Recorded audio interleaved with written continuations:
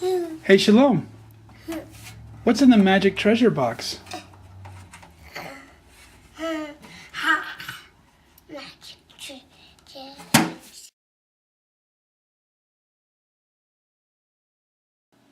Hey, this is Buffalo again, doing the recap of what we talked about tonight at Free Life.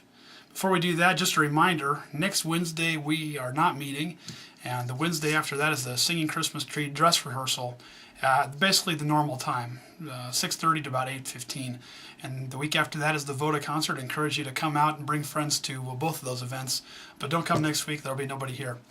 Tonight we talked about the fourth commandment, honor the Sabbath day and keep it holy. Now, we don't keep the Sabbath day in the same sense that the Jews did before the time of Christ. We talked about briefly why that is. Jesus, in resurrecting on Sunday, the first day of the week, his followers decided to honor that day, and Jesus, being the fulfillment of the law, was also Lord of the Sabbath and able to teach on what's the right and the wrong way to honor the Sabbath.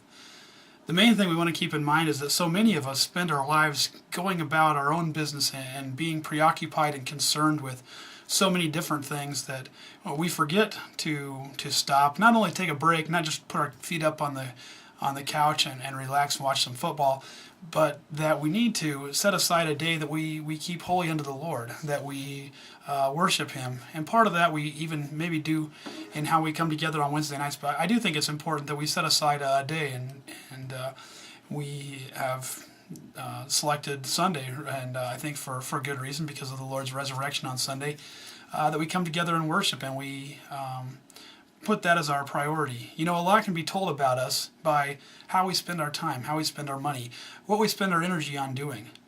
If we spend all of our time and energy on, say, sports or job, I mean, we could easily say that's our biggest priority. Yet God has called us to give Him our heart and to put Him first and seek first His kingdom and His righteousness. And the things that we need, He'll take care of those other things.